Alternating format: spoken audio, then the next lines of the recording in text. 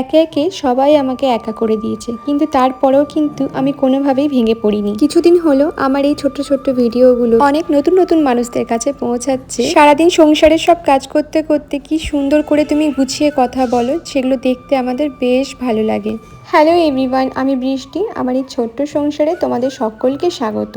এখন বিকালে টিফিন বানাচ্ছি, ভীষণ পরিমাণে খিদে পেয়েছিল, ভাবলাম একটু কাঁচা লঙ্কা একটু পেঁয়াজ দিয়ে একটু ডিমের পোচ বানাই, মানে ডিমের পাউরুটি দিয়ে একটা ভালো করে ওই ডিম পাউরুটি বানাই। তো খেতে খুব ইচ্ছা করছিল, মাঝে মাঝে জানো তো খুব খেতে ইচ্ছা করে এরকম খাবারগুলো। আর তারপরে আবার কিছু কিছু সময় জানো তো এই খাবারগুলো দেখলেই নাক সিটকাই, কেন কি জানি বুঝি না।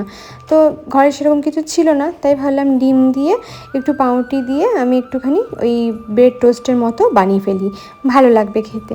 তো সেই কারণে দেখো এখানে একটুখানি পেঁয়াজ কুচি দিয়েছি, মানে যেই মেশিনটা দিয়ে পেঁয়াজ কুচি সেটা দিয়ে পেঁয়াজ কুচিয়েছি। আর তার সাথে এই যে একটু পরিমাণে সাদা তেলে কিন্তু আমি সবগুলোই করব। একটু করে পেঁয়াজ লঙ্কা দিয়ে দিয়ে এই পাউরুটি দিয়ে টোস্টটা বানাচ্ছি। আমি প্রথমে ভেবেছিলাম শুধু লঙ্কা দিয়ে করবো আর পেঁয়াজ কাটতে পারছি না, কিন্তু তারপর দেখলাম যে না, মেশিনটা দিয়ে খুব সহজেই যেহেতু কাটা যায় তো কেটে নিই, অত সময় লাগবে না। আর একদম পাতলা পাতলা করে কাটা হয়েছিল, খুব সুন্দরভাবে কাটা গেছে। তো এই যে, আর যখন আমার খিদে পায় না, আমার মাথা ঠিক থাকে না। তোমাদের কার কার এরকম হয় সেটা অবশ্যই জানিও, মানে খিদে যখন পায় না তখন একদমই পায় না, আবার যখন খিদে পায় তখন আমি না একদম ধৈর্য রাখতে পারি না। কিন্তু ওই যে আমরা যখন মেয়েরা সংসারী হয় তখন সব কিছুতেই একটু ধৈর্য রাখতে হয়। তো এখানে আমি এই টোস্টগুলো বানিয়ে নিচ্ছিলাম, অর্ক একটা খাবে আর আমি বাকি 3টে খেয়ে নেবো। আমার আজকে ভীষণ খিদে পেয়েছিলো, দুপুরে ভাতটা সেইভাবে জানো তো খুব একটা খাওয়া হয়নি। এই যে রেডি হয়ে গেছে, অর্ককে দিয়ে দিয়েছি, এরপর আমি খেয়ে নেব, তারপরে রাতের রান্নাটা করব। কিন্তু রাতে রান্না করব কি, টিফিন খাওয়ার পর থেকে হঠাৎ করে আমার স্পাইনালে এত ব্যথা শুরু হয়েছিল। তারপরে প্রীতম একটা মেশিন কেনা ছিল আমাদের, এটা কিন্তু ভালো করেই মেশিনটা কাজ দেয়।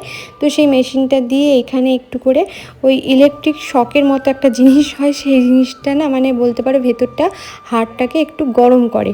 সেই রকম জিনিস দিয়ে ও দেখো একটা তার আছে, ওই তারটা কিন্তু কোমরের মধ্যে অ্যাটাচ করা আছে। তো যাই হোক এটা দিয়ে দিচ্ছিলো, আর আমার ভীষণ পিটপিট করে লাগছিলো, মানে যেহেতু কারেন্টের শকের মতো জিনিসটা, তো বেশ লাগছিলো চিটচিট করে। তো ও বলছিলো ফোন ঘাট, দেখবি কিছু লাগবে না। তো এখানে ফোন ঘাটছিলাম আর মাঝে মাঝে খুব লাগছে, দেখো মুখটা আমি করছি, এই যে দেখো মুখটা লাগছে চিটচিট করে। আমরা একটা সন্তান জন্ম দিতে গিয়ে তারপরে যে কত কষ্ট সহ্য করি সেটা একমাত্র আমরাই জানি। হাড় থেকে ক্যালসিয়াম চলে গেছে, সেই কারণেই হাড়ের ব্যথাগুলো হয়, অনেক ডাক্তারই এটা বলেছে। তো আগের দিনকে জানো তো এই কানের জোড়া আসেনি মা লক্ষ্মী, তাই পরাতে পারিনি। তো তারপরে দেখলাম কানের জোড়াও চলে এসছে, পুরো দেখে মনে হচ্ছে সোনার। দেখো এত সুন্দর সুন্দর জিনিসগুলো।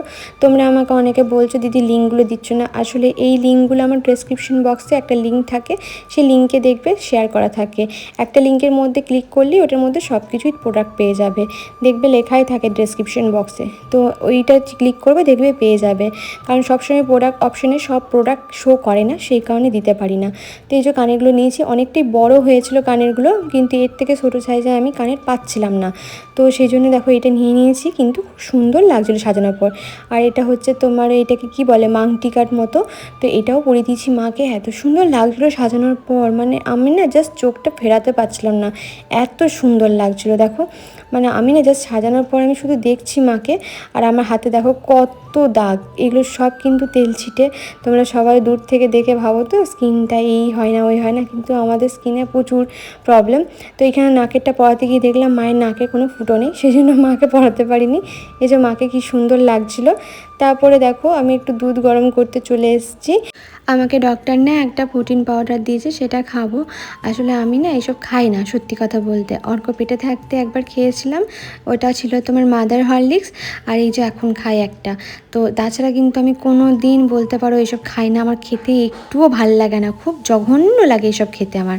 তো রাতে রান্না করব, তো সেই রান্নার রেসিপি শেয়ার করব। কালকে জানো তো ফলাহারি অমাবস্যা আছে, সেই কারণে আজকে ফ্রিজে কিছু মাছ ছিল, সেগুলো করে নেবো। এই যে মৌরালা মাছ, এইগুলো এত টেস্টি লাগে ভাজলে, কড়কড়ে করে ভাতের সাথে দারুণ লাগে। তো এই যে মৌরলা মাছটাকে ভেজে নেবো। ভেবেছিলাম ঝিঙে দিয়ে একটুখানি তরকারি করব, কিন্তু দেখলাম যে না, কালকে তো আছে পুজো আছে, তো কালকে অবধি রাখলে মাছটা আর ভালো লাগবে না। ফ্রেশ যে জিনিসটা খেতে ভালো লাগে সেটা ভালো লাগে। তো ভাবলাম একটু কড়কড়ে করে ভেজে নিই, অর্ক খেতে ভালোবাসে। এই টমেটোটাকে চাকা চাকা করে কেটে নিয়েছি, আর এখানে আমি দুটো আলু কাটছি, একটু পেঁয়াজও কেটে নেবো। পেঁয়াজগুলো কাটতে এখন আমার আর কোনো অসুবিধা হয় না, তার কারণ ওই যে মেশিনটা দিয়ে ঘষে দিই, তো খুব সুবিধা হয়। অনেকেই জিজ্ঞেস করেছিলে যে কি কোথার থেকে নিয়েছো, লিঙ্ক দেবে। লিঙ্ক কিন্তু আমার দেওয়াই থাকে, দেখবে, তো সেখান থেকে তোমরা গিয়ে নিয়ে নিতে পারো।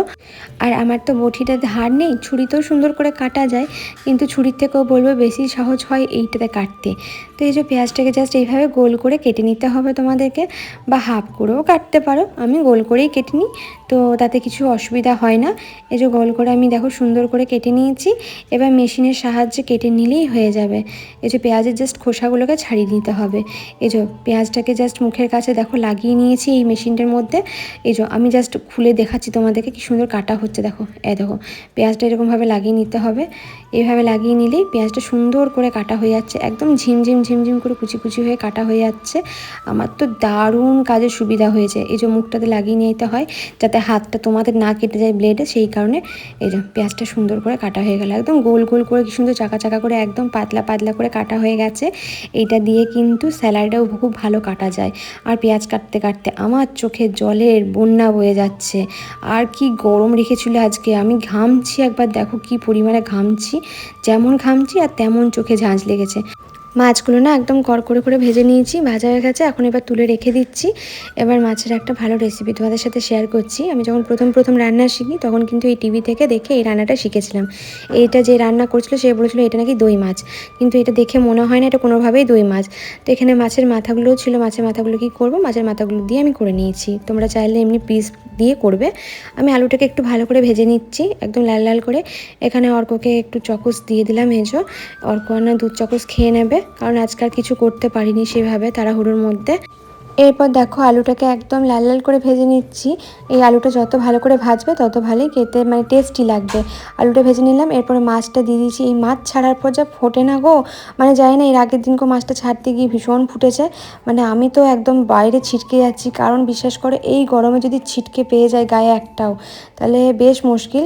তো এই যে দেখো একটা মাছ দিয়ে ছেড়ে পালিয়েছিলাম, আবার পরে একটা মাছ দিচ্ছি, মানে ভয়ে ভয়ে ছাড়ছি। আর এই মাথাগুলো দেওয়ার পর যা ফুটেছিল, অনেকে বলে তেল দিয়ে দেবে এই দিয়ে দেবে, বিশেষ করে যে ফুটবে সে ফুটবে, ও যতই তুমি তেল দাও। আর আমাকে ওই যে বললাম তোমাদেরকে ডাক্তার একটা প্রোটিনের পাউডারের মতো দিয়েছে, ওটা আমাকে অনেক কষ্টে খেতে হয়, আমার শরীরে ভালোর জন্যই দিয়েছে তাই খাচ্ছি। তো এইটার আবার একটা কি সমস্যা, চকলেট ফ্লেভারটাই প্রথম নিয়ে এসছে, কারণ আমার না ভ্যানিলা বলো এসব বলে একদম ভাল লাগে না। তো যেহেতু চকলেট ফ্লেভারটা নিয়ে এসছে, এটার আবার কী হয়, চকলেট যে কোনো ফ্লেভার দেখেছি যতই ভালো দুধ গরম করে দিই এই ডালা ডালা পাকিয়ে যায়, ভালো করে গোলায় না। তো একটু হালকা কেমন টাইপের টেস্ট ছিল, একটু গন্ধটা কেমন কেমন যেন লাগে আমার, এই আর কি খেতে। দেখো দেখছো মাছের মাথাগুলো দেওয়ার পর যা ফুটছিল গো, ভাবতে পারবে না। জানো তো আজকে তোমাদের সাথে একটা কথা শেয়ার করছি।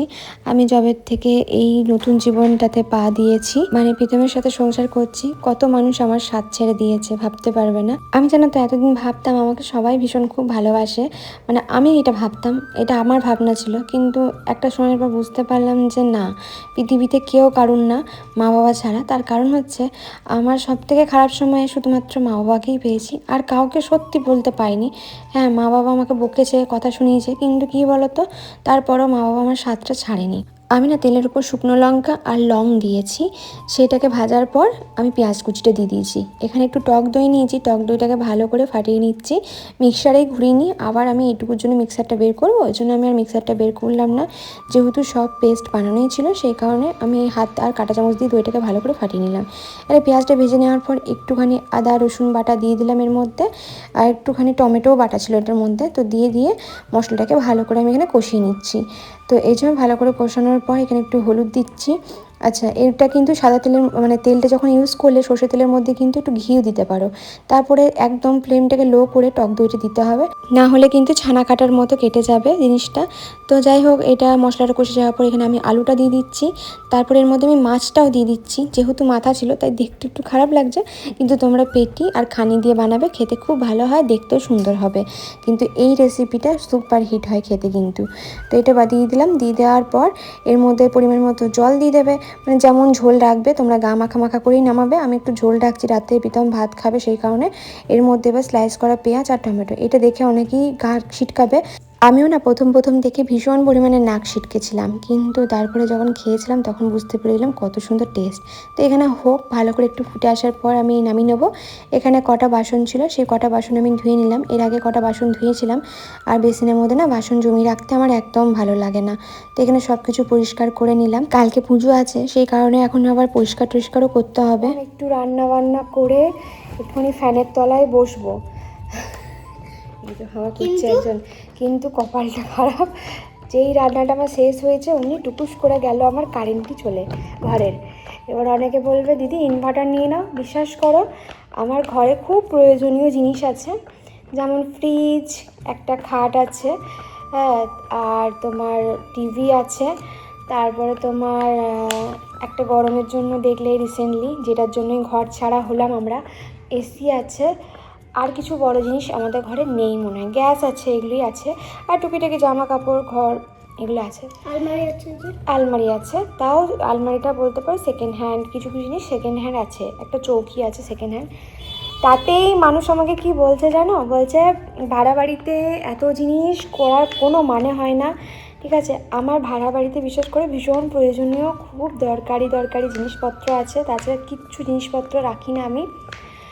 এরপর আমি কি করব বলো, জিনিসপত্র রাখার জন্য একটা ছোট্ট আলমারি নেব না, এরপর আমি শোয়ার জন্য খাট কিনবো না ভাড়া বাড়িতে থাকি বলে বলো। এবার মানুষ, আমি বলেছি যে 2 দিন আগে আমি বলতাম যে ভাড়া বাড়িকে নিজের বাড়ির মতো করে সুন্দর করে গুছিয়ে রাখি, কারণ যখনকার নিজের বাড়ি হবে তখনকার সেই বয়সটা যদি না থাকে শখের, তখন যদি আমি না করতে পারি, তো আমি সেটা বলেছি। কিন্তু কিছু মানুষ বলছে কেন, খুব তো বলেছিলে ভাড়া বাড়ি নিজের বাড়ি, কেন এখন কেমন মনে হচ্ছে যে ভাড়া বাড়ি কখনো নিজের হয় না। দেখো ভাড়া বাড়ি প্রথম কথা নিজের তো হয় না, আমরা নিজের মনে করি। আমি কিন্তু একবারও ওই সেন্সে বলিনি, ঠিক আছে। আমি শুধু বলেছি যে যতদিন কবে নিজের বাড়ি হবে না হবে জানি না, তো তাই যদি একটু ভাড়া বাড়িটাকে নিজের বাড়ির মতো করে গুছিয়ে টুছিয়ে রাখি তাতে ক্ষতি কী, এটাই আমি 2-4টা ভিডিওতে শেয়ার করেছিলাম আগে। সেইটাকে ধরে মানুষ আমাকে যে পরিমাণে কথা শোনাচ্ছে, ওরে বাপরে, আমি কোথায় যাবো আমি বুঝতে পারছি না। তেমন গরমে বসে আছি। হ্যাঁ, এরপরে আমাকে কিছু মানুষ বলেছিল ইনভার্টার নাও, এরপরে ইনভার্টার নিলে না মানুষ আমাকে আর সোশ্যাল মিডিয়াতে টিকতে দেবে না, আমাকে জ্বালি পুড়িয়ে শেষ করে দেবে। আর যতক্ষণ না মাথার উপর ছাদ হবে, তো দেখা যাক কি হয়। প্রচুর গরম রেখেছে, বাইরে হালকা একটু ঝড় উঠলো, মানে হাওয়া দিল তাতেই কারেন্ট টুক করে চলে গেলো। ওই বলে না ভেঙে পেচ্ছাপ করে দিল, মানে মুতে দিলেও ভেঙে মুতে দিলে কারেন্ট চলে যায়, সেরকম এইখানের অবস্থা। এত গরম লাগছে, আর এগুলো পুরো ঘেমে। কিন্তু ভাগ্য করে আমি বুকটা এনেছি, ভিডিওটাতে হাওয়া করে দিচ্ছি মাকে। অর্কর কথা সবার ভীষণ পছন্দ, বলে বেশি করে অর্ককে নিয়ে আসো না কেন, কিন্তু অর্ক এখন বদমাইশ হয়ে গেছে, অর্ককে বেশি করে আনা যাবে না, দুষ্ট হয়ে গেছে। চুলটাকে কোন ডগে তুলেছি গরমের কারণে, কারেন্ট চলে গেছিলো বলে দেখাতে পারিনি। এটা এরকম হয়েছে রান্নাটা, এবার যখন খাবে তখন টেস্টটা বোঝা যাবে, মানে বানিয়ে যখন করবে তখন বুঝতে পারবে। অনেক রকম রান্নার শো আসতো না, আমি তখন প্রথম বিয়ের পর রান্না করতে জানতাম না, আমি দেখে এটা করেছিলাম। আর এটার নাম কি তখন বলেছিল দই মাছ, তো এটা কোনো দিক থেকেই দই মাছ না, পরে গিয়ে জানতে পারলাম এটা অন্য কিছু হবে, কিন্তু এটার নাম উনি বলে রান্না করেছিলেন দই মাছ। তো এটা খেতে কিন্তু অসাধারণ হয়, এটা নো ডাউট। আমি অনেকবার করেছি, অনেক রকমভাবে চেষ্টা করে দেখেছি, বাট এই প্রসেসে রান্না করলে দারুণ লাগে খেতে। তোমরা একবার বানিয়ে দেখো, মারাত্মক লাগবে খেতে। একজন দিদিভাই আমাকে বলেছে বৃষ্টি তোমরা 9টায় খেয়ে না, আমাদের তো খেতে খেতে 12টা হয়ে যায়। না গো, আমার শরীরটা খারাপ ছিল সেদিনকে, তাই আমার তাড়াতাড়ি খাওয়া হয়ে গেছিলো, না হলে কিন্তু আমাদের অনেকটা দেরি হয়ে যায় খেতে খেতে, মানে বলতে পারো অনেকটা দেরি হয়ে যায়, কারণ শুতে শুতে প্রায় 1টা বেজে যায়। অতক্ষণ অর্ককে জাগিয়ে রাখাটাও খুব চাপের, মাঝে মাঝে আমাদের সাথে খায়, আবার মাঝে মাঝে বলে যে না মা আমি তোমাদের সাথে খাবো, তো ওই জন্য রেখে দিই জাগিয়ে, কখনো কখনো একা একাই খাইয়ে দিই। তো এখানে মাছ ভাজাগুলো দিচ্ছিলাম আমি। এই মাছ ভাজাগুলো শুকনো শুকনো ভাত দিয়ে খেতে খুব ভাল লাগে। আর একটু আগে রান্না করেছি তাই খাবারটা গরম ছিল। অর্ক বলছিল মা আমাকে একটু ঝোল দাও, ঝোল দিয়ে মেখে মেখে খাবো। আর ঝোলটা খুব সুন্দর হয়েছিল। খাওয়া দাওয়ার পর ফ্লিপকার্ট থেকে দেখো এই ডোর গার্ডগুলো এসেছিলো, এগুলো লাগিয়ে দেবো, কারণ আমাদের নিচের তলে না প্রায় 2 আঙুল 3 আঙুল করে ফাঁক আছে। তো আমাদের সেই মনে আছে আমাদের শিলিগুড়ির ঘরটা, ওই ঘরটাও কিন্তু এই ডোর ম্যাটগুলো মানে ডোর গার্ডগুলো কিনেছিলাম যাতে ফাঁক দিয়ে সাপ ছুঁচো এইসব ঢুকে যেত, খাবার টাবার নষ্ট করে দিত, সেই কারণে। তো এইখানেও জানো তো ইঁদুরের একটা উপদ্রব আছে, আর যেখানে ইঁদুর থাকে ব্যাঙ থাকে সেইখানে কিন্তু সাপের ভয় তো থাকেই। তো প্রীতম বলছিল, তারপরে এই ঘরটা যেহেতু এসি লাগানো আছে, ফাঁক ফুক থাকলে এসি ঘরটা না খুব একটা ঠান্ডা থাকে না, সেই কারণে প্রীতম বলছিলাম যে একটা কিছু ব্যবস্থা করো, কাপড় গুজে গুজে চালাচ্ছিলাম। তারপরে প্রীতম বললো ঠিক আছে আমি এগুলো ব্যবস্থা করে দিচ্ছি। এই যে নিচে একটা আর উপরে একটা দিয়ে দিচ্ছি। তোমাদের ঘরে যদি এরকম এসি থাকে তোমরা এই মানে ডোর গার্ডগুলো ইউজ করতে পারো, যদি একটু ফাঁকা থাকে। এগুলো জানলা দরজার মধ্যে খুব সুন্দর করে ফেসে যায়, মানে সুন্দর করে লাগানো যায়, একটুখানিও হাওয়া পাস হয় না, মানে এত ভালো জিনিসগুলো। তো আমরা কিনেছি, এখানে ও লাগাচ্ছিলো জিনিসগুলোকে আর আমি এখানে বসে বসে দাঁড়িয়ে দাঁড়িয়ে ওগুলো ক্যামেরা করে দিতে ক্যামেরা করে দিচ্ছিলাম। একটু বড় ছিল সেই কারণে প্রীতম বলে একটুখানি কেটে নিয়ে এটাকে ছোট করে নিই, কারণ এইটুকুর জন্য যেন তো দরজায় আটকে যাবে। সব দরজার সাইজ তো একরকম থাকে না, তো সেই কারণে ওই জন্য দেখো এখানে আমি ভালো করে ওকে বললাম যে সাইজ নিয়ে মানে মাপটা নিয়ে তুমি ঠিক করে কেটে নাও, নাহলে জিনিসটা কিন্তু নষ্ট হয়ে যাবে। এটা কাটার পর বুঝতে পারলাম অ্যাকচুয়ালি এই জিনিসগুলোকে কী দিয়ে বানানো, আর এগুলো এত দাম নেয় কেন সত্যিই জানি না, শুধুমাত্র সেলাইয়ের জন্য হতে পারে, কিন্তু সেলাইও এত দাম নেয় বুঝতে পারছিলাম না। তো এখানে সবই হয়ে গেছিলো, জাস্ট এগুলো একটুখানি আঠা দিয়ে ভালো কোনো আঠা দিয়ে চিটি দিলেই হবে। এখানে অর্ক পড়ছিল। তো আজকে ভিডিওটা এইটুকুখানি, সবাই ভালো থেকো, সুস্থ থেকো আর সকলকে ভালো রেখো, টাটা।